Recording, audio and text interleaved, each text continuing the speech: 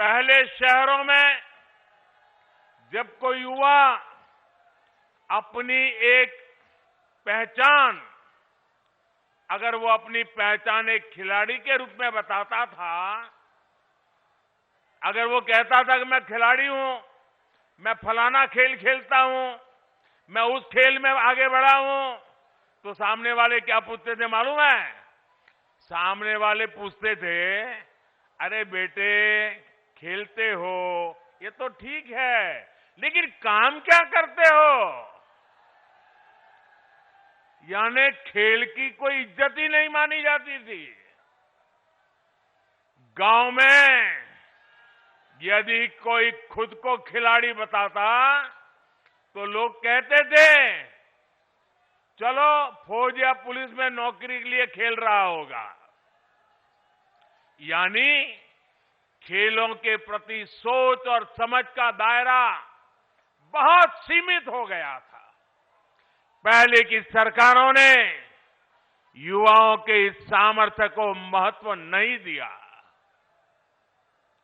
ये सरकारों का दायित्व था कि समाज में खेल के प्रति जो सोच है, उसे खेल को, उस सोच को बदल करके खेल को बाहर निकालना बहुत जरूरी है। लेकिन हुआ उल्टा, ज्यादातर खेलों के प्रति देश में बेरुखी बढ़ती गई।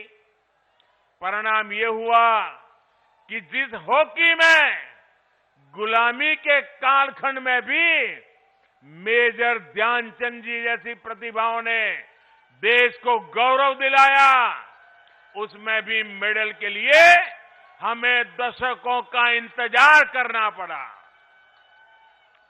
दुनिया की हॉकी प्राकृतिक मैदान से एस्ट्रो टर्फ की तरफ बढ़ गई, लेकिन हम वहीं के वहीं रह गए।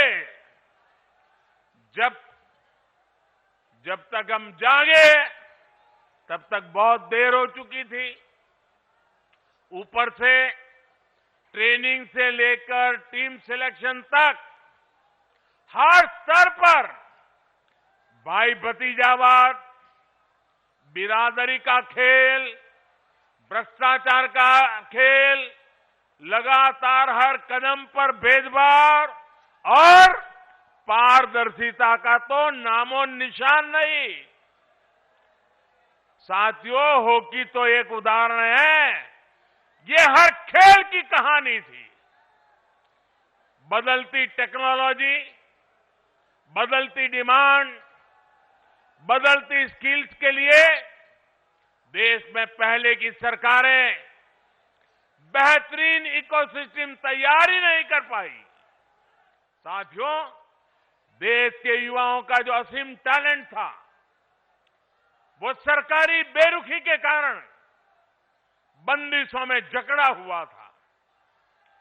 2014 के बाद उसे जकड़ने से बाहर निकालने के लिए, उस जकड़ में से बाहर निकालने के लिए हमने हर स्तर पर रिफॉर्म किए। खिलाड़ियों के सामर्थ्य को बढ़ाने के लिए हमारी सरकार ने अपने खिलाड़ियों को 4 शस्त्र दिए हैं। खिलाड़ियों को चाहिए संसाधन, खिलाड़ियों को चाहिए ट्रेनिंग की आधुनिक सुविधा, खिलाड़ियों को चाहिए अंतर्राष्ट्रीय एक्सपोजर, खिलाड़ियों को चाहिए चयन में पारदर्शिता।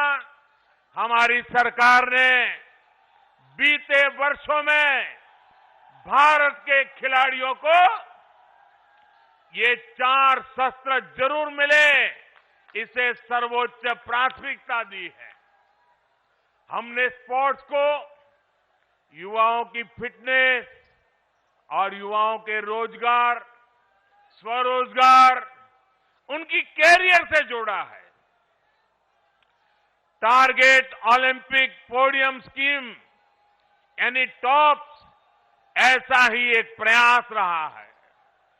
आज सरकार देश के शीर्ष खिलाड़ियों को उनके खाने पीने, फिटनेस से लेकर ट्रेनिंग तक लाखों करोड़ों रुपयों की मदद दे रही है।